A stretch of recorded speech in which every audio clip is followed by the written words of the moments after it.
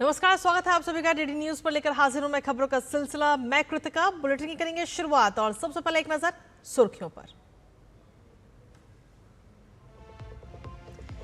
NEET paper leak मामले पर बड़ी सियासी गर्मी। कांग्रेस का लोकसभा में चर्चा के लिए स्थगन प्रस्ताव का नोटिस। बीजेपी भी देश भर में कांग्रेस के रवैये के खिलाफ प्रदर्शन की तैयारी में।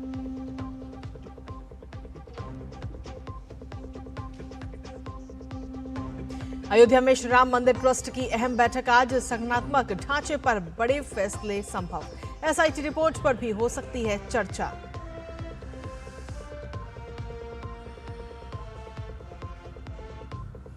असम में आज बाढ़ से प्रभावित इलाकों का दौरा करेंगे मुख्यमंत्री। 5.64 लाख से ज्यादा लोग प्रभावित, 31 लोगों की मौत।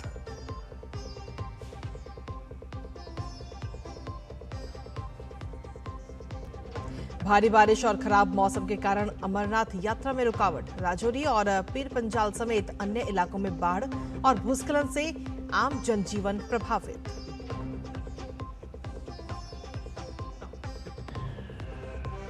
आईएनएस मालवन की एंट्री से समुद्र में और बढ़ गई भारत की ताकत। कर्नाटक के कारवार में कमीशन हुआ देश में बना युद्धपोत। दुश्मन की नजर से बचकर टारपीडो दागने में सक्षम।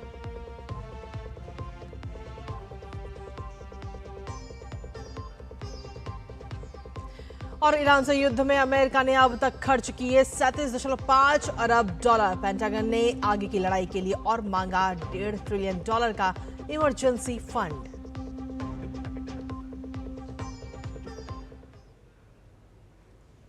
तो ये थी प्रमुख सुर्खियां और अब खबरों में बात विस्तार से। और बुलेटिन की शुरुआत सबसे बड़ी खबर के साथ, जहां प्रधानमंत्री आवास के बाहर प्रदर्शन पर अब इस समय सियासत तेज हो चुकी है। दरअसल देश भर में प्रदर्शन की तैयारी में है इस समय भारतीय जनता पार्टी, जहां राहुल गांधी का जो बीते कल का रवैया देखने को मिला, उस रवैये पर अब बीजेपी का ये पलटवार है। और इसको लेकर बीजेपी के प्रवक्ता रविशंकर प्रसाद ने लोकतंत्र के इतिहास में शर्मनाक दिन इसे बताया। लोकसभा में कांग्रेस का स्थगन प्रस्ताव का नोटिस भी है और साथ ही मदन राठौर ने कहा कि कांग्रेस कार्यालय के बाहर प्रदर्शन किया जाएगा। तो बीजेपी इस समय पलटवार के मोड में नजर आ रही है, जहां प्रधानमंत्री की सुरक्षा सबसे जरूरी है, ये बात भारतीय जनता पार्टी कह रही है।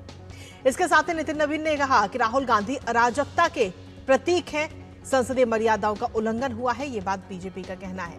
तो सीधे तौर पर प्रधानमंत्री की सुरक्षा सबसे ज्यादा जरूरी है।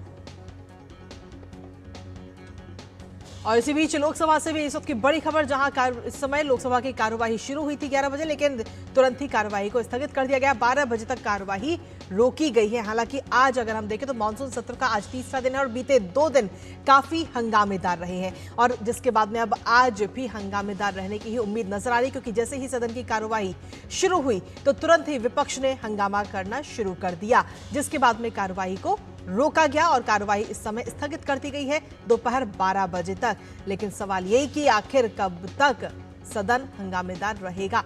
12 बजे तक फिलहाल कार्यवाही रोकी गई है और आज तीसरा दिन है मॉनसून सत्र का। इस बार के मॉनसून सत्र में कई सारे अहम विधेयक हैं जिन्हें पेश किया जाना है, जिनमें से सिर्फ एक विधेयक ही अभी तक पेश किया गया है।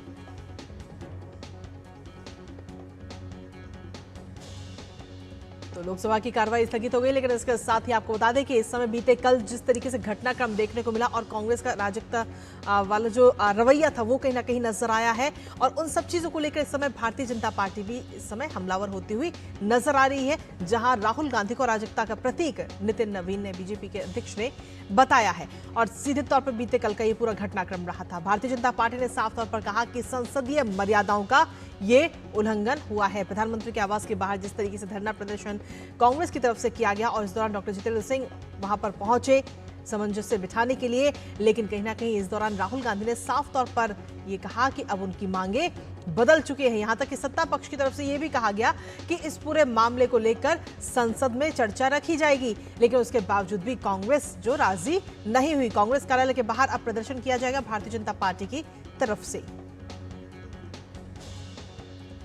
तो रविशंकर प्रसाद की तरफ से कहा गया कि लोकतांत्रिक इतिहास में बीते कल का दिन बेहद ही शर्मनाक रहा, और राहुल गांधी का जो रवैया बीते कल नजर आया उसको लेकर भारतीय जनता पार्टी इस समय हमलावर होती नजर आ रही है।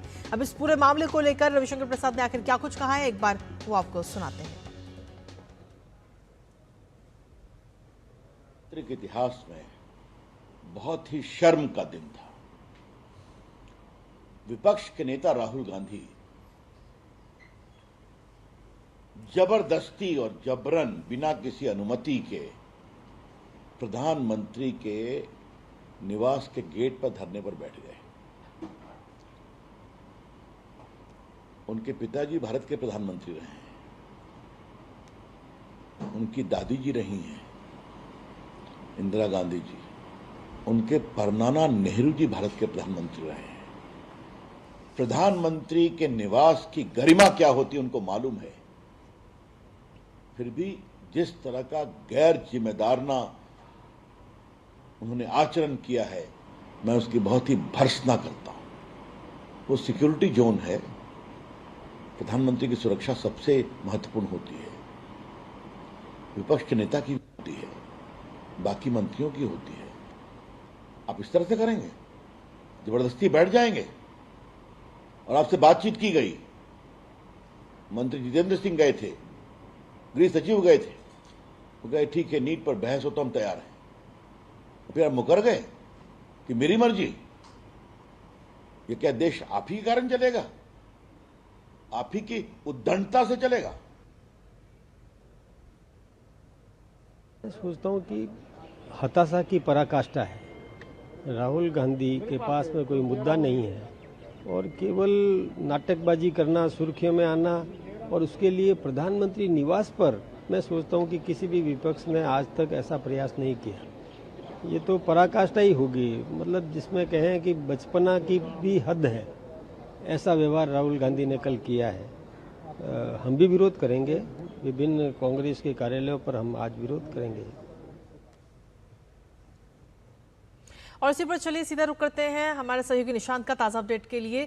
निशांत, सीधे तौर पर बीते कल का घटनाक्रम तो हम सभी ने देखा कि किस तरीके से कांग्रेस का रवैया रहा, जिम्मेदारी कहीं ना कहीं नजर बिल्कुल भी नहीं आई, और अब उसके बाद में भारतीय जनता पार्टी इस पूरे मामले को लेकर हमलावर होती हुई नजर आ रही है। निशांत,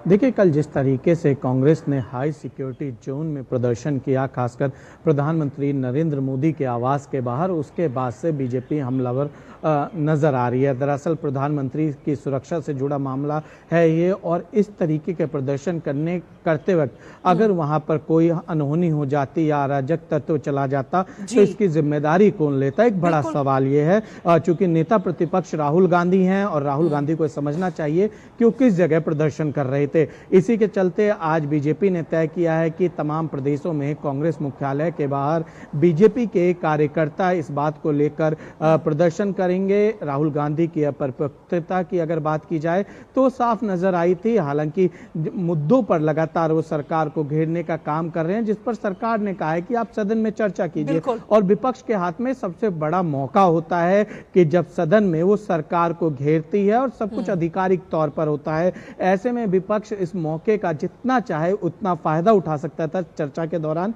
लेकिन विपक्ष सदन में लगातार हंगामा कर रही है। और लोकसभा की अगर बात की जाए, आज जैसे ही कार्रवाई शुरू हुई तुरंत एडजर्न हो गई 12 बजे तक के लिए। तो जाहिर सी बात है कि सदन में अवरोध उत्पन्न किया जा रहा है और ऐसी जगह प्रदर्शन किया जा रहा है जो कि सिक्योरिटी जोन और प्रधानमंत्री की सुरक्षा के साथ खिलवाड़ हो सकता है। तो एक जिम्मेदार विपक्ष की जो भूमिका होनी चाहिए, विपक्ष फिलहाल उस भूमिका को निभाते हुए नजर नहीं आ रहा है।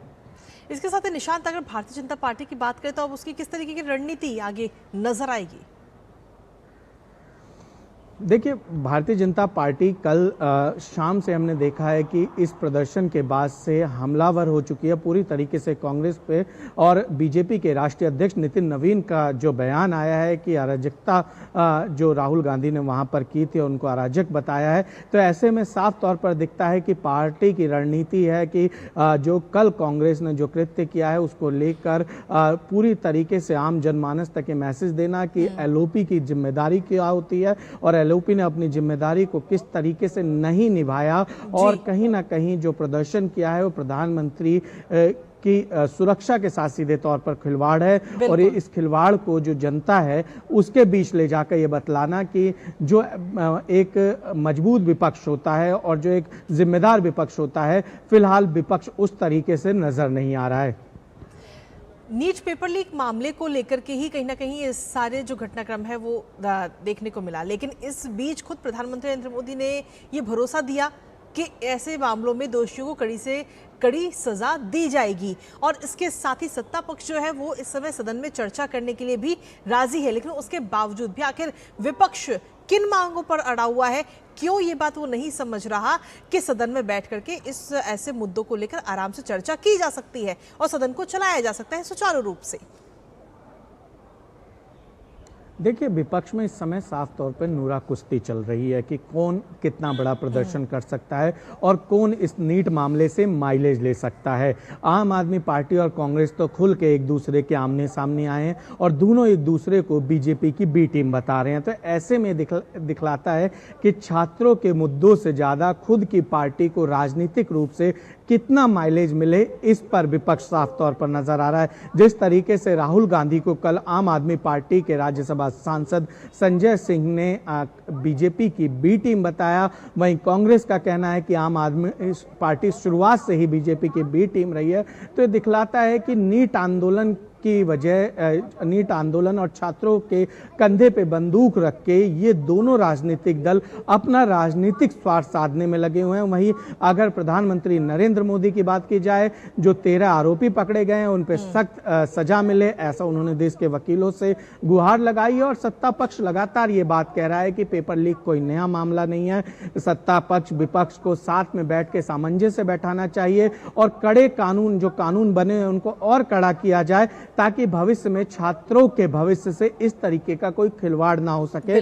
जो हुआ है उसको लेकर सरकार गंभीर नजर आ रही है और आगे ऐसी कोई घटना ना घटे, इसके लिए सत्ता पक्ष और विपक्ष को मिलकर सदन में इस पर चर्चा करनी चाहिए। और इसको लेकर जो पहले से अगर बात की जाए तो 2024 में एनडीए सरकार ही जो एग्जाम लीक को लेकर कड़े कानून लेके आई थी, जिसमें 10 साल तक की सजा थी, 1 करोड़ रुपए तक का जुर्माना था। उसको और मजबूत कैसे किया जाए, इस तरफ लगातार सत्ता पक्ष का विपक्ष से भी अनुरोध है। ठीक है निशांत, आप हमारे साथ बने रहिए, लेकिन इसी बीच क्योंकि अलग अलग नेताओं के बयान भी इस पूरे मामले को लेकर सामने आ रहे हैं और इन सबके बीच में केंद्रीय मंत्री गिरिराज सिंह ने राहुल गांधी के बीते कल का जो रवैया था उस पर जोरदार हमला बोला है। आइए एक बार अपने दर्शकों को सुनाते हैं।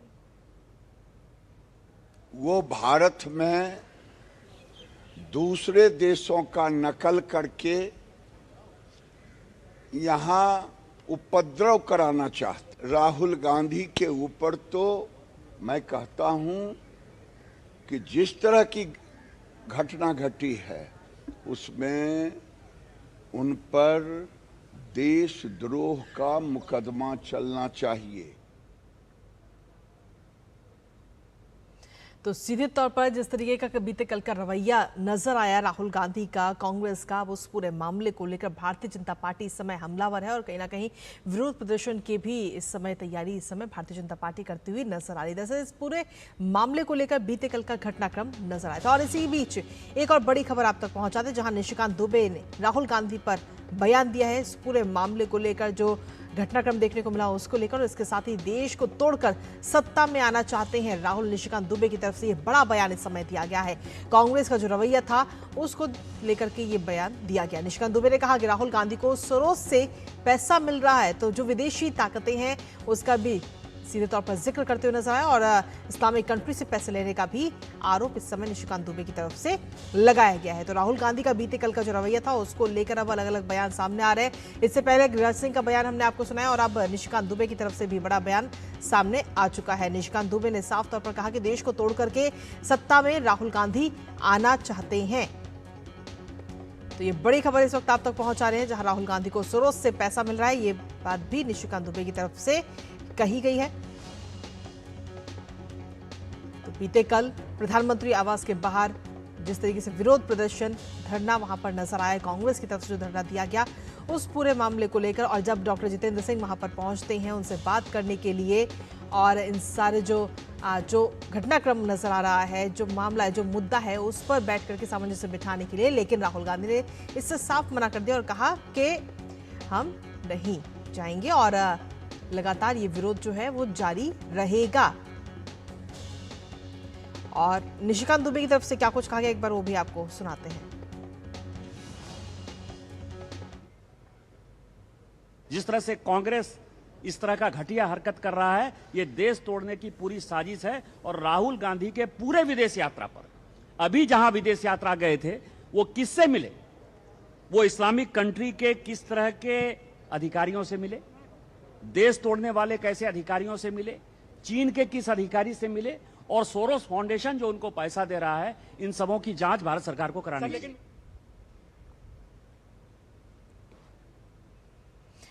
और ताजा अपडेट के लिए सीधा रुख करते हैं, हमारे साथ हमारे सहयोगी निशांत इस वक्त बने हुए हैं। निशांत, जिस तरीके से लगातार घटनाक्रम के बाद अब एक एक करके नेताओं के जो बयान है वो भी सामने आ चुके हैं, लेकिन निशिकांत दुबे ने साफ तौर पर कहा कि विदेशों से पैसा मिल रहा है राहुल गांधी को।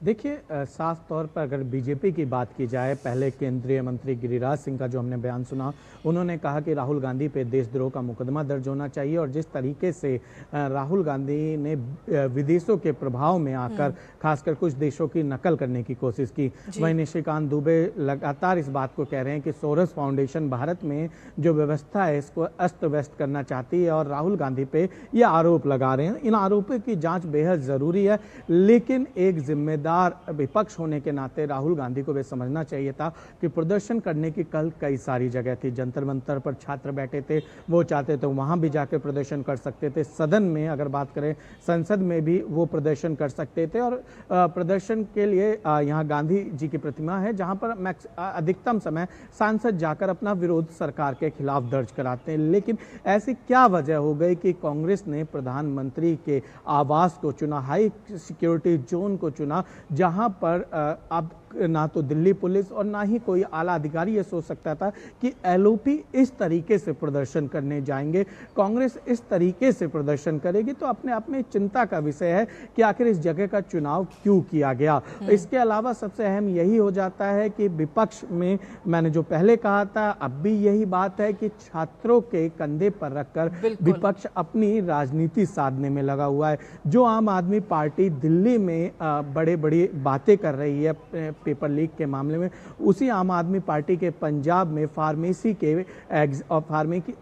के ऑफिसर्स के एग्जाम में जो है खुलेआम चीटिंग हो रही है, उसको लेकर गिरफ्तारियां हो रही हैं। लेकिन उस पर अभी तक ना तो अरविंद केजरीवाल ना उनके मुख्यमंत्री का कोई स्पष्टीकरण आया है। दूसरी तरफ आम आदमी पार्टी दिल्ली में छात्रों के हित की बात कर रही है। कुछ इसी तरीके से कांग्रेस के समय जब बड़े बड़े एग्जाम, लगभग 6 बड़े एग्जाम लीक हुए थे यूपीए के शासनकाल में, उसको लेकर यूपीए की तरफ से कोई भी ऐसी नियमावली, कोई भी ऐसा कठोर कानून नहीं लाया गया, जिसमें राज्यों की बात नहीं की जा रही है कि उस समय कांग्रेस शासित जो राज्य थे वहां पर पेपर लीक लगातार हुए थे। तो ऐसे में सवाल ये उठता है कि एनडीए सरकार थी जिसने 2024 में एग्जाम लीक होने को लेकर कड़े कानून लेकर आई। एनडीए सरकार है जिसमें नीट परीक्षा के बाद लगातार गिरफ्तारियां हुई बिना देरी किए, और जल्द से जल्द नीट का एग्जाम दोबारा कराया गया, उसके नतीजे जल्दी लाए गए। और ये कहा जा सकता है कि पेपर लीक के बाद सबक लेते हुए सरकार ने कई सारे जरूरी कदम उठाए और भविष्य में सरकार ये विपक्ष से भी अपेक्षा कर रही है कि विपक्ष अगर सदन में चर्चा करेगा, कुछ बातें निकलकर सामने आएंगी, हो सकता है कि आवश्यक भविष्य में और संशोधन किए जाएं कानून में, ताकि छात्रों का भविष्य जो है वो सुरक्षित रहे और इस तरीके की पेपर लीक की घटनाओं को पूरी तरीके से सरकार रोकने में कामयाब हो। इसमें विपक्ष को राजनीति से ज्यादा छात्र हित देखना चाहिए और छात्र हित इसी में है कि इस देश का सदन सुचारू रूप से चले और सदन में इस पर चर्चा की जाए। बिल्कुल निशांत, आपके पास में वापस आएंगे, लेकिन इसी बीच क्योंकि लोकसभा की जानकारी हम अपने दर्शकों तक तो लगातार पहुंचा रहे हैं, तो लोकसभा की कार्यवाही को 12 बजे तक स्थगित कर दिया गया है और इसके साथ ही इसको लेकर लोकसभा स्पीकर ओम बिरला ने आखिर क्या कुछ कहा है वो भी अपने दर्शकों को सुनाते हैं।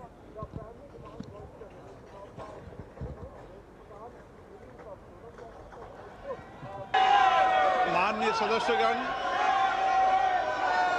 अभी प्रश्नकाल है। प्रश्नकाल के अंदर सभी माननीय सदस्यों के जो प्रश्न होते हैं उनको बोलने का अवसर दिया जाता है और ये महत्वपूर्ण और सरकार की जिम्मेदारी भी होती है।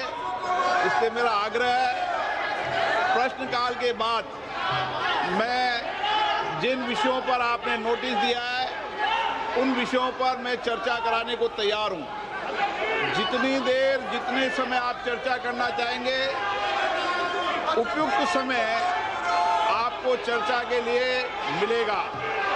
लेकिन चर्चा प्रश्नकाल के बाद ही होती है। अगर आप सदन में चर्चा करना चाहते हैं तो आप नोटिस दीजिए, मैं प्रश्नकाल के बाद आपको चर्चा करना की अनुमति प्रदान करने के लिए तैयार हूँ। और वापस रुक करते हैं हमारे सहयोगी निशांत का। निशांत, लोकसभा स्पीकर ओम बिरला को हमने अपने दर्शकों को सुनाया। ओम बिरला साफ तौर पर कह रहे हैं कि अभी ये प्रश्नकाल का समय है, और ये हम सभी जानते हैं कि जब संसद का सत्र होता है तो 1 घंटे का समय प्रश्नकाल के लिए होता है, लेकिन विपक्ष कहीं ना कहीं उस बात पर भी राजी नहीं है। जबकि ओम बिरला कह रहे हैं कि जिस मुद्दे पर जितनी देर आपको चर्चा करनी है वो करने देंगे, लेकिन उससे पहले जो प्रश्नकाल है वो हो जाने दीजिए। लेकिन विपक्ष उस पर भी कहीं ना कहीं राजी नहीं होता नजर आ रहा। देखिए, बिल्कुल विपक्ष को यह समझना होगा कि जनता की गाड़ी कमाई से सदन चलता है, और इस सदन को चलाने में जितनी सरकार की भूमिका होती है उतनी भूमिका विपक्ष की भी होती है। जब स्पीकर तैयार हैं, और स्पीकर ने साफ तौर पर कहा कि जो आपने नोटिस दिया है हम उस पर चर्चा कराएंगे, आपको जितनी देर चर्चा करनी है आप चर्चा कीजिए। लेकिन सवाल ये उठता है कि विपक्ष का आखिर मोटिव क्या है? क्या विपक्ष वाकई छात्रों के हितों को लेकर ज्यादा गंभीर है, या विपक्ष केवल अपने राजनीतिक एजेंडे को साध रहा है? और जिस तरीके से आम आदमी पार्टी और कांग्रेस में नूरा कश्ती चल रही है, तो साफ तौर पर दिखलाता है कि तेरा प्रोटेस्ट छोटा है, मेरा प्रोटेस्ट बड़ा है, तू कांग्रेस की भी टीम है या मैं कांग्रेस की भी टीम हूं। इस तरीके की चर्चाएं ज्यादा हैं, बल्कि चर्चा इस बात की होनी चाहिए थी कि पेपर लीक कोई नई बात नहीं है। आम आदमी पार्टी की सरकार, अगर पंजाब में बात करें तो वहां भी एग्जाम में चीटिंग हुई है। कांग्रेस के शासनकाल में जब केंद्र में यूपीए की सरकार थी, पेपर लीक हुए थे। तो ऐसे में इसको किस तरीके से रोका जाए, और इसका सबसे बेहतर इलाज यही है कि इस पर चर्चा हो। सरकार ने जो कानून बनाए हैं उनमें और क्या संशोधन किए जा सकते हैं, किस तरीके से सख्ताई के साथ पेपर लीक करने वालों से निपटा जा सकता है, किस तरीके से भविष्य में छात्रों के भविष्य से खिलवाड़ ना हो, क्या योजनाएं बनाई जा सकती हैं, चाहे नीट हो, चाहे इंजीनियरिंग एग्जाम हो, या अन्य कोई एग्जाम राज्य के भी हों, वहां पर किस तरीके की सख्ती रखनी चाहिए, और राज्य को इसमें किस तरीके से काम करना चाहिए। तमाम चीजें हैं। अगर चर्चा होती, इस पर चर्चा की जाए, जो तमाम राज्यों में सरकारें हैं उनकी कमियों को बताया जाए, उन कमियों के साथ साथ केंद्र सरकार को भी बताया जाए कि आप एक्ट लाए हैं, इस एक्ट में ये कमियां रह गई, अगर इन पर काम किया जाए तो और ज्यादा मजबूती मिलेगी। तो उम्मीद है कि छात्रों के हितों की चर्चा होती, लेकिन यहां इसके उलट विपक्ष केवल माइलेज लेने की कोशिश कर रहा है कि छात्रों के कंधों पर बंदूक रखकर किस तरीके से माइलेज ली जाए। इसलिए सदन में केवल हंगामा और अवरोध है, और सरकार लगातार एक ही बात कह रही है कि आप चर्चा के लिए आइए, हम चर्चा के लिए तैयार हैं। चलिए, बहुत बहुत शुक्रिया निशांत, तमाम जानकारी और अपडेट्स साझा करने के लिए। लगातार आज का जो सत्र है उस पर भी अपनी नजर बनाए रखिएगा। और इसी बीच बुलेटिन में वक्त एक छोटे से ब्रेक का, बने रहिए हमारे साथ। बाबा केदार के दर्शन के बाद मेरे मुंह से अनायास निकला था कि इस शताब्दी का तीसरा दशक उत्तराखंड का दशक होगा। विकास, विरासत और सांस्कृतिक संरक्षण के मजबूत संकल्प के साथ डबल इंजन की सरकार ने उत्तराखंड को प्रगति की न सिर्फ नई पहचान दी है, बल्कि तय किया है युवा सोच, आधुनिक परिवेश, नवाचार और अनंत उपलब्धियों का सफर। प्रधानमंत्री नरेंद्र मोदी के मार्गदर्शन और मुख्यमंत्री पुष्कर सिंह धामी के कुशल नेतृत्व में सरकार ने उन संभावनाओं पर जोर दिया है जो सुखद भविष्य की नींव तैयार कर रही है। उत्तराखंड में दूरस्थ पहाड़ के सुदूर गांव भी पीएम मोदी के डिजिटल इंडिया अभियान का हिस्सा बन रहे हैं। डिजिटल क्रांति के इस सफर में अपनी सरकार पोर्टल द्वारा रिकॉर्ड 976 डिजिटल सेवाओं का घर बैठे लाभ दिया जा रहा है। युवाओं के खिलते हुए चेहरे सरकार की कार्यकुशलता का प्रमाण दे रहे हैं। प्रदेश में पारदर्शी तरीके से युवाओं को रिकॉर्ड 33,000 से ज्यादा सरकारी नौकरियां प्रदान की गई हैं। सड़कें अब विकास और प्रगति की गाथा लिख रही है। 12,000 करोड़ से अधिक लागत से निर्मित एक्सप्रेसवे परियोजना से दिल्ली से देहरादून की दूरी मात्र 2.5 घंटे की रह गई है। चार धाम यात्रा को सुगम बनाने के लिए 11,700 करोड़ से अधिक ऑल वेदर रोड का कार्य 92% से ज्यादा पूर्ण हो चुका है। भारतमाला परियोजना के तहत टनकपुर से पिथौरागढ़ NH 125 का निर्माण कार्य पूरा हो चुका है। ऋषिकेश कर्णप्रयाग रेलवे लाइन निर्माण का कार्य 70% से ज्यादा पूरा हो गया है। डबल इंजन सरकार के अथक प्रयास से संवर रहा है उत्तराखंड, आगे बढ़ रहा है उत्तराखंड। मेरी पसंद मेरी पसंद। मेरी पसंद। मेरी पसंद। हमारी पसंद। हम सबकी पसंद। मजबूत देश का मजबूत सरिया हो गया स्टील। और ब्रेक के बाद एक बार फिर से स्वागत है आप सभी का। खबरों में आगे बढ़ते हुए बात करते हैं अब असम की, जहां बाढ़ की स्थिति लगातार गंभीर होती जा रही है। राज्य में मंगलवार को 21 और लोगों की मौत हो गई है, जिसके बाद साथ ही इस साल बाढ़ से मरने वालों की संख्या बढ़कर 31 हो चुकी है। असम राज्य आपदा प्रबंधन प्राधिकरण के अनुसार राज्य के 16 जिलों में 5.64 लाख से ज्यादा लोग बाढ़ से प्रभावित हैं और सबसे ज्यादा असर शिवसागर जिले में देखा गया, जहां पिछले 24 घंटे में 13 लोगों की मौत हो गई। प्रशासन ने 71 राहत शिविर शुरू किए, जहां करीब 12,000 से ज्यादा लोग शरण ले रहे हैं। राहत और बचाव कार्यों में वायुसेना, एनडीआरएफ, एसडीआरएफ और साथ ही फायर सर्विस की टीमें भी जुटी हुई हैं। लोगों को निकाल करके सुरक्षित स्थानों पर पहुंचाया जा रहा है और इस दौरान मुख्यमंत्री हेमंत बिस्वा शर्मा आज से बाढ़ प्रभावित इलाकों का दौरा कर राहत और बचाव कार्यों की समीक्षा भी करेंगे। उन्होंने कहा कि ऊपरी क्षेत्रों में बादल फटने से आई बाढ़ ने लोगों की मुश्किलें बढ़ा दी हैं। शिवसागर में दिखो और दिसांग नदियां खतरे के स्तर से ऊपर बह रही हैं। इसके अलावा ब्रह्मपुत्र, बुढ़ीडिंग और धनसिरी नदियां भी कई स्थानों पर खतरे के निशान से ऊपर हैं। बाढ़ के पानी से रेलवे ट्रैक डूबने के कारण लगातार दूसरे दिन ट्रेन सेवाएं प्रभावित रहीं।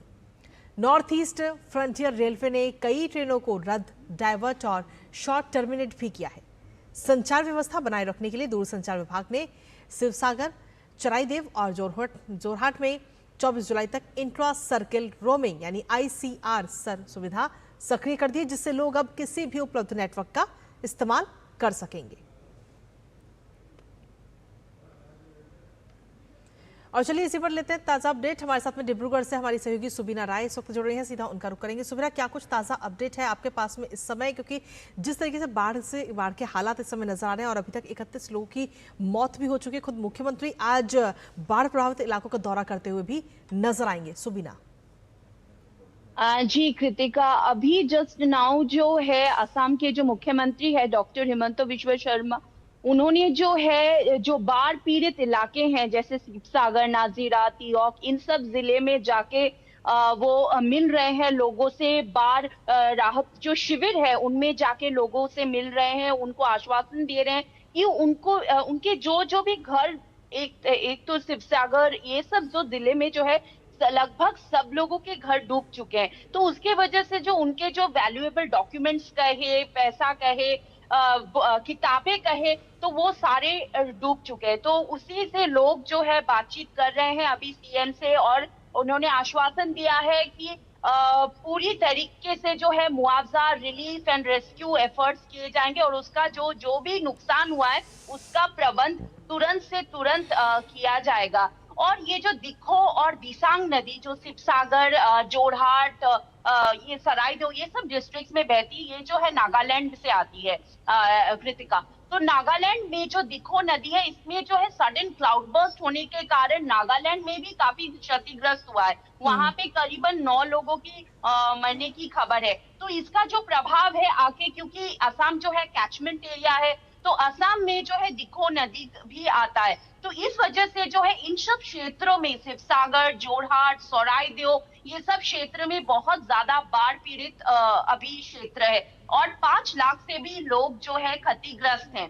टोटल अगर असम की बात कहें तो 16 डिस्ट्रिक्ट्स अफेक्टेड है, लेकिन सबसे ज्यादा जो ये 3 डिस्ट्रिक्ट्स क्षतिग्रस्त हैं कृतिका, इसलिए जो है इंट्रा एक टेलीकम्युनिकेशन डिपार्टमेंट ने जो है इंट्रा जो है डिस्ट्रिक्ट, ताकि कोई भी नेटवर्क अगर खराब होता है तो दूसरे नेटवर्क से जो है फ्री कॉलिंग कर सके, इसकी प्रबंध किया गया है। और साथ ही साथ जो है कल इंडियन आर्मी भी आ गई, ऑपरेशन जल राहत किया उन्होंने, और जो है रेस्क्यू और रिलीफ मेजर्स चल रहा है। जो बाढ़ में स्ट्रैंडेड लोग हैं उनको जो है बाहर लाया जा रहा है, सेफ्टी एरिया में लाया जा रहा है। साथ ही साथ कल जो इंडियन एयरफोर्स ने भी 2 हेलीकॉप्टर से लगभग 600 केजी से ऊपर जो है सप्लाई जो है एयर ड्रॉप किया नाजीरा में, क्योंकि ये सब जो क्षेत्र है पूरी तरीके से जलमग्न हो चुकी है बाढ़ के कारण। साथ ही साथ कुछ डिस्ट्रिक्ट्स में जो है अर्बन फ्लडिंग भी हुआ है, और उसी के साथ जो है ट्रेन सर्विसेज जो है कई इलाकों में इफेक्ट हुआ है, क्योंकि सिमुलगुड़ी जो एरिया है वो शिवसागर जोरहाट से जाती है। तो इस रूट से जो है लॉन्ग डिस्टेंस ट्रेन कनेक्टिविटी होती है, तो इस वजह से जो है लॉन्ग डिस्टेंस ट्रेन को काफी टर्मिनेट किया गया है। लेकिन जो है वह सब जो जितने भी लॉन्ग रूट ट्रेन है वो सब डिब्रूगढ़ होते हुए रंगिया रूट से जो है बाकी जगहों तक कनेक्ट होगी। साथ ही साथ जो है जो यहाँ के नॉर्थ ईस्टर्न फ्रंटियर डिवीजन है उन्होंने के शॉर्ट टर्म ट्रेन और जो हर एक स्टॉपेज पे रुक के जो है लोगों को उठाएगी और उनको जहाँ पे जिस स्टेशन में जाना होगा वहाँ पे उनको सुविधा उपलब्ध कराई जाएगी। कृतिका, इसके साथ ही सुबीना जो राहत केंद्र बनाए गए हैं वहां पर अभी इस समय कितने लोगों को वहां पर रेस्क्यू करके पहुंचाया गया और उन तक जो जरूरी सुविधाएं हैं वो कैसे पहुंचाई जा रही है? सुबीना जी, जैसा स्थिति बना शिवसागर में 2 दिन पहले 15 मिनट के अंदर ही पानी आ गया, तो लोगों को बचाव के लिए जो है जो भी रेस्क्यू मेजर्स लिए गए, Indian army, Indian air force, NDRF, SDRF, उनको रेस्क्यू करके जो है कल का जो डेटा है कल के हिसाब से 50 बोट्स डिप्लॉय किए गए, जिसमें कि करीबन लगभग 6000 लोगों को रेस्क्यू किया गया और राहत शिविरों में लाया गया। कल जो है 82 मेडिकल टीम बिठाए गए जिन्होंने की जो है मेडिकल सर्विसेज प्रोवाइड किए, और साथ ही साथ अभी की बात अगर हम करें लेटेस्ट रिपोर्ट से 273 रिलीफ सेंटर्स है, जिसमें कि 71 रिलीफ कैंप्स है और बाकी के जो है रिलीफ डिस्ट्रीब्यूशन सेंटर्स है। कृतिका, और इनमें जो है करीबन 12,000 से ज्यादा लोग जो है रिलीफ कैंप्स में अभी रह रहे हैं। उसके अलावा भी क्योंकि हाईवे थोड़ा ऊंचा है तो हाईवे में भी लोगों ने अपना राहत शिविर बनाया हुआ है अभी। कृतिका, इसके साथ ही आपसे ये भी जानना चाहेंगे कि असम के आखिर वो कौन कौन से इलाके हैं, वो कौन कौन से एरिया हैं जो इस समय बाढ़ से सबसे ज्यादा प्रभावित हो रहे हैं? कृतिका, कुल मिलाकर अगर हम बात करें असम की 16 डिस्ट्रिक्ट्स जो है बाढ़ प्रभावित है। इनमें से जो है सबसे क्षतिग्रस्त इस बार सेकेंड वेव ऑफ फ्लड्स में जो है शिवसागर है, जिसमें कि 3 लाख से ज्यादा लोग क्षतिग्रस्त है। उसके बाद सौराईदेव हो गया जिसमें 50,000 से 60,000 के बीच में इफेक्टेड है। उसके बाद जोरहाट में भी 50,000 के अराउंड लोग क्षतिग्रस्त है। उसके बाद डिब्रूगढ़, फिर तिनसुकिया और विश्वनाथ, कार्बी अंगलोंग, काछाड़, तो इन सब जो है सारे लगभग 16 डिस्ट्रिक्ट्स में जो है इंक्लूडिंग गोलाघाट, इसमें जो है बाढ़ प्रभावित क्षेत्र है अभी। कृतिका, चलिए, बहुत बहुत शुक्रिया सुबीना, तमाम जानकारी और अपडेट्स हमारे साथ साझा करने के लिए, इस महत्वपूर्ण खबर से जुड़ी हुई। और इसी के साथ चलिए खबरों में आगे बढ़ते हुए बात अब अयोध्या की करते हैं। दरअसल अयोध्या स्थित राम मंदिर में चढ़ावा चोरी प्रकरण की जांच के बीच आज से अयोध्या में 2 दिन की कई अहम बैठकें होने जा रही हैं। श्री राम जन्मभूमि तीर्थ क्षेत्र ट्रस्ट की बैठक में मंदिर की प्रशासनिक व्यवस्था, संगठनात्मक ढांचे और चढ़ावे की निगरानी को लेकर बड़े फैसले भी लिए जा सकते हैं। बैठक में नए महासचिव के चयन के साथ ही लंबे समय से खाली पड़े 2 अन्य महत्वपूर्ण पदों पर नियुक्ति पर भी चर्चा होगी। सूत्रों के मुताबिक ट्रस्ट का नया महासचिव विश्व हिंदू परिषद से होने की भी संभावना है। चढ़ावा चोरी मामले के बाद ट्रस्ट प्रशासनिक व्यवस्था को मजबूत करने, वित्तीय निगरानी बढ़ाने, लेखा प्रणाली और बैंकिंग व्यवस्था में सुधार को लेकर नई कार्यप्रणाली पर मंथन करेगा। तो वहीं 23 जुलाई को राष्ट्रीय स्वयंसेवक संघ और विश्व हिंदू परिषद की साधु संतों के साथ बैठक प्रस्तावित है, जिसमें मामले और आगे की रणनीति पर चर्चा होगी। पूर्व महासचिव चंपत राय और सदस्य डॉक्टर अनिल मिश्र के इस्तीफे के बाद खाली हुए पदों पर नए नामों की घोषणा भी संभव है। बैठक में मंदिर में नोटों की गिनती, सुरक्षा व्यवस्था, कर्मचारियों की जिम्मेदारियां और एसआईटी जांच की प्रगति की भी समीक्षा की जाएगी। और वहीं भारतीय नौसेना की पानी के अंदर दुश्मन की पनडुब्बियों पर नजर रखने और उन्हें निष्क्रिय करने की क्षमता अब और बढ़ गई है। जी हां, आज कर्नाटक के कारवार नौसैनिक अड्डे पर Mahe class anti submarine warfare shallow water craft का दूसरा युद्धपोत INS मालवन भारतीय नौसेना में औपचारिक रूप से शामिल कर लिया गया है। इस कमिश्निंग समारोह में भारतीय वायुसेना प्रमुख air chief marshal Amarpreet Singh मुख्य अतिथि के रूप में शामिल हुए। आईएनएस मालवन अब भारतीय नौसेना के बेड़े का हिस्सा बनकर उथले समुद्र में दुश्मन की पनडुब्बियों का पता लगाने और उनका मुकाबला करने की जिम्मेदारी निभाएगा। कोच्चि स्थित कोचिन शिपयार्ड लिमिटेड में निर्मित आईएनएस मालवन भारत के आत्मनिर्भर भारत अभियान की एक बड़ी उपलब्धि माना जा रहा है, क्योंकि इस युद्धपोत में 80% से ज्यादा स्वदेशी सामग्री और प्रणालियों का इस्तेमाल किया गया है। ये भारत की आधुनिक युद्धपोत डिजाइन, निर्माण और एकीकरण क्षमता को भी दर्शाता है।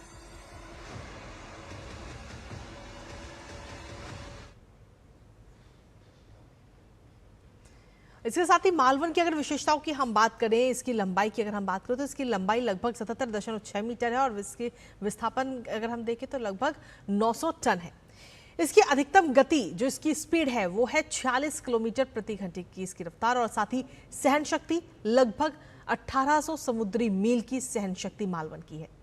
परिचालन क्षमता की अगर हम बात करें तो उसकी और इसके साथ ही हथियार और सेंसर की अगर हम बात करें तो ये अत्याधुनिक हथियार और हल माउंटेड सोनार से ये पूरी तरह से लैस है, जो इसको अपने आप में और मजबूत बनाता है। इसके साथ ही जो हल्के टॉर्पीडो है वो दागने में भी मालवन पूरी तरह से सक्षम है। पनडुब्बी रोधी रॉकेट लॉन्चर से ये सुसज्जित है। इसके जरिए पनडुब्बी रोधी रॉकेट लॉन्च की जा सकते हैं और साथ ही 30 mm नौसैनिक तोप और साथ ही 12.7 mm मशीन गन से भी ये पूरी तरह से लैस है, जो इसको अपने आप में और मजबूत बनाता है और दुश्मन के खात्मे के लिए इसको तैयार करता है। आधुनिक रडार, इलेक्ट्रॉनिक वॉरफेयर और संचार प्रणाली इसमें शामिल है। साथ ही आपको बता दें, हथियार और सेंसर के बाद अब बात संचालन क्षमता की। इसकी संचालन क्षमता की अगर हम बात करें तो उथले समुद्री क्षेत्रों में दुश्मन का नाश करने के लिए पूरी तरह से सक्षम है। जो दुश्मन की पनडुब्बियां हैं उनका ये पता लगा सकता है और पता लगाने के साथ साथ उनको नष्ट करने में भी ये सक्षम है। साथ ही समुद्र में माइन बिछाने के लिए और माइन रोधी अभियानों में भी ये बेहद ही उपयोगी और कारगर साबित होगा। उच्च गतिशीलता, बेहतर स्टील्थ और साथ ही तटीय निगरानी के लिए भी ये विशेष तौर पर। तो मालवन की एंट्री हो चुकी है, जिसके जरिए समुद्री ताकत अब बढ़ी है भारत की और भारतीय नौसेना की अगर हम बात करें तो वो और मजबूत होती हुई इसके जरिए नजर आ रही है। तो जहां भारत की नौसेना मजबूत, लेकिन वहीं दूसरी तरफ आत्मनिर्भर भारत का जो अभियान है उसका भी एक ये जीता जागता उदाहरण। और इसी बीच डीडी न्यूज पर वक्त एक और छोटे से ब्रेक का, आप बने रहिए हमारे साथ। ओ हरी भैया, अरे वाह, खेतों में कौन सी फसल लगाए हो? 12 महीने कमा कर दे ऐसी फसल। क्या? मैंने नया व्यवसाय शुरू किया है। उसके लिए पैसे? इसमें किसी निवेश की जरूरत ही नहीं। अच्छा मुखिया जी। अरे मुखिया जी नमस्ते। अरे हरी, कब आ रहे हो? आप बस चलिए, मैं पहुंचता हूँ। अब मैं LIC एजेंट हूँ। LIC एजेंट बनो, अब बड़ा सोचो। हमारी वेबसाइट पर जाएं या अपनी नजदीकी LIC शाखा से संपर्क करें। जब धरती चीर कर निकलता है लोहे का पत्थर और मिलता है मोंगिया के जोश से, फिर तपता है, पिघलता है और बनता है फौलाद। अब होता है सरिया सारी खूबियों के साथ। मोंगिया स्टील, मजबूत देश का मजबूत सरिया। और ब्रेक के बाद एक बार फिर से स्वागत आप सभी का। खबरों में आगे बढ़ते हैं, बात करते हैं अब जम्मू कश्मीर की, जहां लगातार बारिश, बाढ़ और भूस्खलन के चलते जनजीवन इस समय काफी प्रभावित हो गया है। खराब मौसम को देखते हुए एहतियात के तौर पर श्री अमरनाथ यात्रा समेत कई प्रमुख यात्राओं को फिलहाल के लिए रोक दिया गया है। अधिकारियों के अनुसार श्रद्धालुओं की सुरक्षा को ध्यान में रखते हुए जम्मू से बालटाल और नुनवान पहलगाम बेस कैंप तक जाने वाले रास्तों पर यात्रा स्थगित की गई। फिलहाल करीब 6000 श्रद्धालु जम्मू के भगवती नगर यात्री निवास और आश्रमों में रुके हुए हैं, जो मौसम साफ होने और रास्ते सुरक्षित घोषित होने का इंतजार कर रहे हैं। तो वहीं कटरा में माता वैष्णो देवी यात्रा भी चौथे दिन स्थगित रही।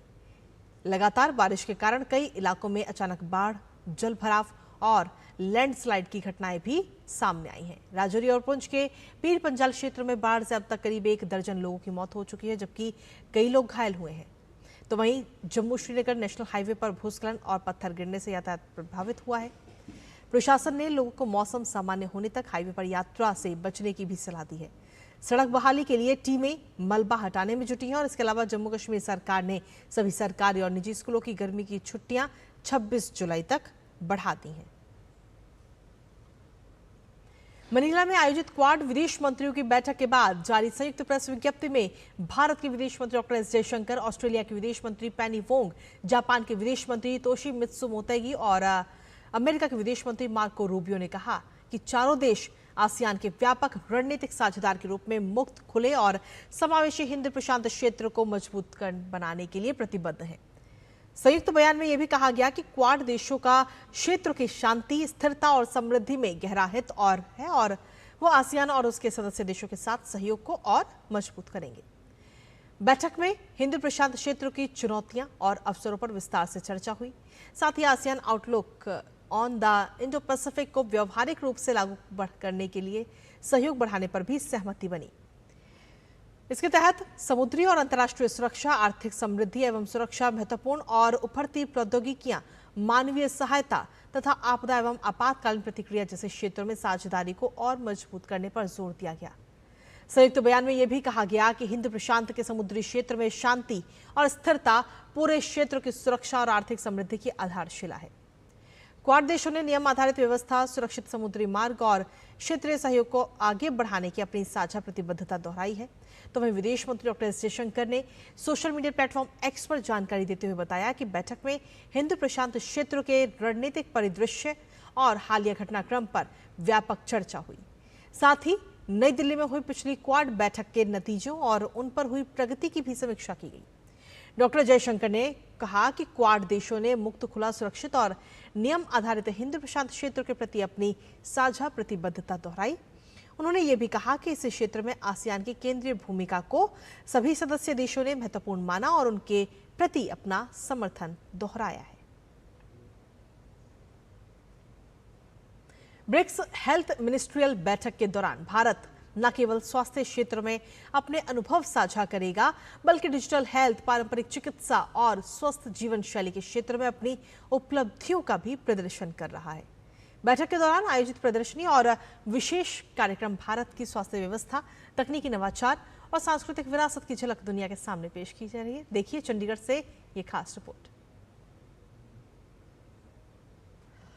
ब्रिक्स हेल्थ मिनिस्ट्रियल बैठक के दौरान भारत डिजिटल स्वास्थ्य, पारंपरिक चिकित्सा और स्वास्थ्य नवाचारों के क्षेत्र में अपनी उपलब्धियों को वैश्विक मंच पर प्रदर्शित कर रहा है। बैठक के साथ लगाई गई विशेष प्रदर्शनी में भारत की सार्वजनिक स्वास्थ्य, डिजिटल स्वास्थ्य, स्वस्थ जीवन शैली और आयुष क्षेत्र के प्रमुख पहलों को प्रदर्शित किया गया है। हम आयुष पद्धति जो हमारी भारत की ट्रेडिशनल सिस्टम है उसको हम शोकेस कर रहे हैं कि किस तरह से एक सस्टेनेबल और ये इंटीग्रेटेड वे में हम आयुष को आगे ले जा रहे हैं। और जैसे आप देखेंगे इसका थीम जो हमने इस बार जो है holistic health care ecosystem for the global wellbeing. तो आयुष न केवल भारत बल्कि पूरा ग्लोबली आजकल जो है आयुष पद्धतियों को लोग अपना रहे हैं। तो हमने अपने इसको थीमेटिक जोन में दिखाया है, जिसमें हमने डिजिटल और फिजिकल दोनों तरह के डिस्प्ले किए हैं। प्रतिनिधियों को इंटरैक्टिव प्रदर्शनों के जरिए eat right India, stop obesity अभियान, फूड सेफ्टी ऑन व्हील्स, स्वास्थ्य क्षेत्र के लिए भारत की एआई रणनीति और बोल्ड यानी benchmark open platform for health AI जैसी पहलों की जानकारी मिलेगी। हम लोगों को उनके डोर स्टेप पे जाके टेस्टिंग की क्या बढ़िया फैसिलिटी दे सकते हैं, क्योंकि आज की डेट में हर कोई ये चाहता है कि उसको शुद्ध और स्वस्थ भोजन मिले और जो भी वो इंग्रेडिएंट यूज करे वो सारे उसको ऐसे हों जो कि जिससे उसको कोई शारीरिक नुकसान ना हो।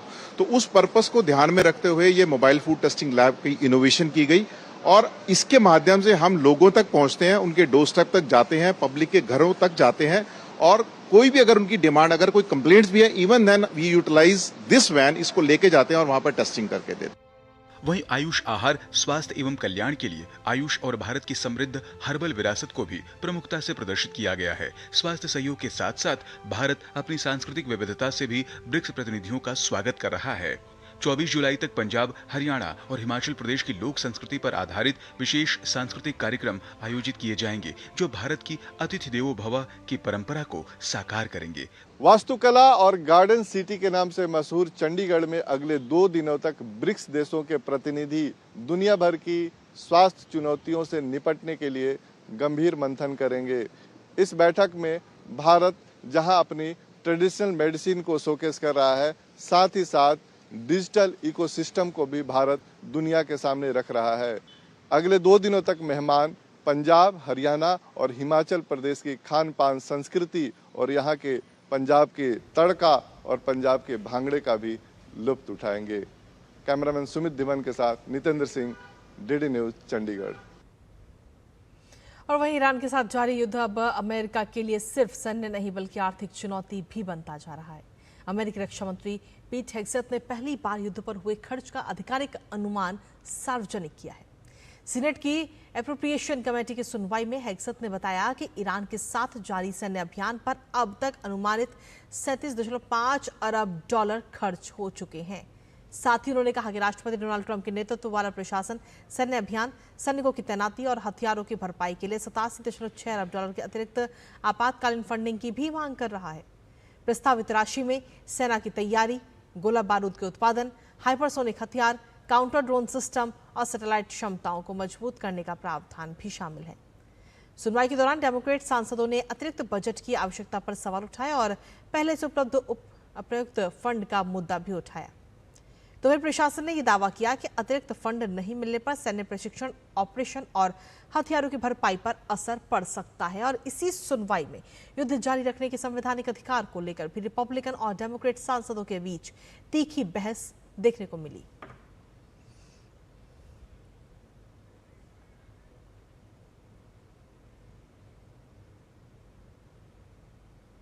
अमेरिका में युद्ध के बजट को लेकर इस समय सियासी संग्राम छिड़ चुका है।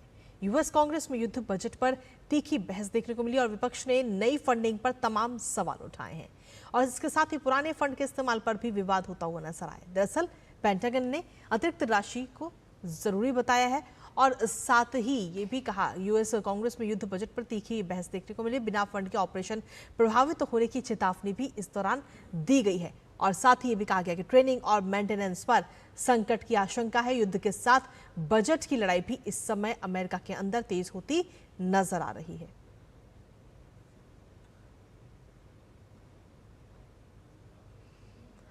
और वहीं अमेरिका के राष्ट्रपति डोनाल्ड ट्रंप ने लेबनान के लिए सीधी उड़ानें एक बार फिर से शुरू करने की घोषणा की है। अमेरिकी राष्ट्रपति डोनाल्ड ट्रंप ने कहा कि वो अमेरिकी विमानन कंपनियों को लेबनान के लिए डायरेक्ट फ्लाइट संचालित करने की अनुमति देंगे।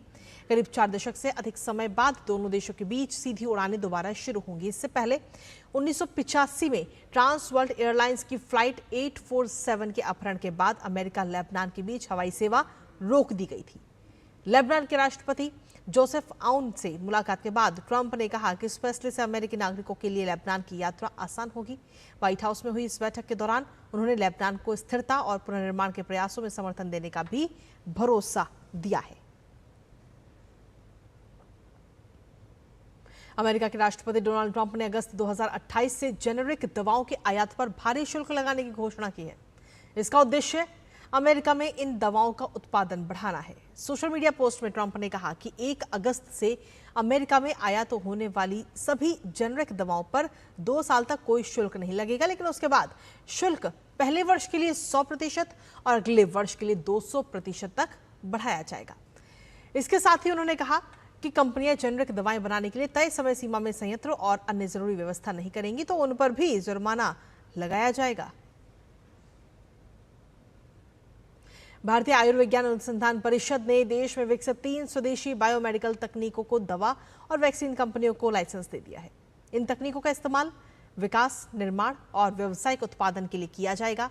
आईसीएमआर की प्रमुख तकनीकों में शेटा-2 शामिल है और ये मानव पेपिलोमा वायरस के खिलाफ विकसित एक नई लक्षित उपचार दवा है जो गर्भाशय ग्रीवा की पूर्व कैंसर अवस्था के इलाज में मददगार हो सकती है।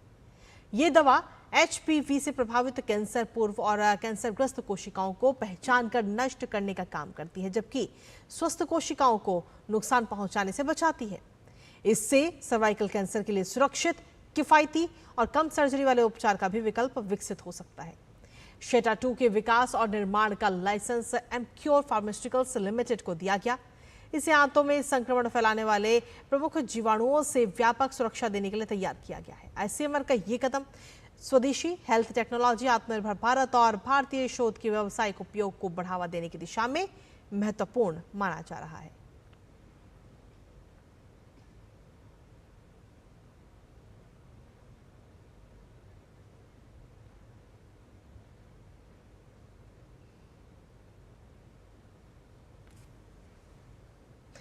और इसी बीच महाराष्ट्र के सियासत से जुड़ी इस वक्त की सबसे बड़ी खबर आप तक पहुंचा दे, जहां प्रधानमंत्री नरेंद्र मोदी से शरद पवार और सुप्रिया सुले ने मुलाकात की है। इसकी सबसे बड़ी खबर आप तक पहुंचा रहे। दरअसल आपको बता दें कि संसद परिसर जो है वहां पर प्रधानमंत्री नरेंद्र मोदी से मुलाकात की है शरद पवार और सुप्रिया सुले ने। राज्यसभा सांसद शरद पवार और साथ ही लोकसभा सांसद सुप्रिया सुले की ये मुलाकात बेहद ही खास। संसद परिसर में ये शिष्टाचार भेंट हुई है। ये सबसे बड़ी खबर इस वक्त आप तक पहुंचा रहे। महाराष्ट्र की सियासत से जुड़ी ये बड़ी खबर, जहां प्रधानमंत्री नरेंद्र मोदी से मुलाकात की है राज्यसभा सांसद शरद पवार और साथ ही लोकसभा सांसद सुप्रिया सुले ने ये मुलाकात। हमारे साथ हमारे सहयोगी शैलेंद्र मिश्र जुड़ गए हैं फोन लाइन पर। शैलेंद्र, क्या कुछ लेटेस्ट अपडेट आपके पास? जी बिल्कुल, ये तस्वीरें सामने आई हैं प्रधानमंत्री नरेंद्र मोदी से शरद पवार, जो एनसीपी शरद पवार के मुखिया हैं, राज्यसभा सांसद हैं, और उनकी बेटी जो सांसद हैं सुप्रिया सुले, उन्होंने प्रधानमंत्री नरेंद्र मोदी से अब से थोड़ी देर पहले मुलाकात की है और आप इन तस्वीरों को देख भी सकते हैं। ये मुलाकात इसलिए भी बहुत अहम है क्योंकि हम जानते हैं कि बहुत दिनों से इस बात को लेकर चर्चा थी कि सुप्रिया सुले ने एक बयान दिया था कि जो परिसीमन को लेकर जिस तरह से तमाम दलों का जो रुख सामने आ रहा है, उस बीच सुप्रिया सुले ने कहा था कि 50% अगर सीटें बढ़ाई जाती हैं राज्यवार तो एनसीपी इस बात पर विचार कर सकती है, सरकार के साथ खड़े होने की लेकर विचार कर सकती है। हालांकि उस खबरों के बीच ये मुलाकात हुई है, लेकिन जो हमें जानकारी मिली है ये एक कर्टसी बैठक है जिसमें प्रधानमंत्री नरेंद्र मोदी से राज्यसभा सांसद शरद पवार ने मुलाकात की है। महाराष्ट्र के दिग्गज नेता हैं, देश के दिग्गज नेता माने जाते हैं। एनसीपी शरद पवार जो गुट है उसके मुखिया हैं और सुप्रिया सुले जो उनकी बेटी हैं, सांसद हैं, उनके साथ उन्होंने मुलाकात की है। तो फिलहाल ये एक औपचारिक मुलाकात मानी जा रही है, लेकिन ये मुलाकात के बीच जो खबरें हैं जो आपसे एक हफ्ते पहले से लगातार सुर्खियों में है कि एनसीपी का जो रुख है वो परिसीमन में अगर 50% जो सीटें बढ़ाने की एक चर्चा हुई थी, अगर उस पर एक संकेत मिला था कि एनसीपी साथ दे सकती है, तो उन खबरों की चर्चा के बीच ये मुलाकात हुई है। इसलिए इस मुलाकात की काफी चर्चा हो रही है, लेकिन फिलहाल जो जानकारी मिली है औपचारिक मुलाकात है प्रधानमंत्री नरेंद्र मोदी से एनसीपी शरद पवार की और सुप्रिया सुले की।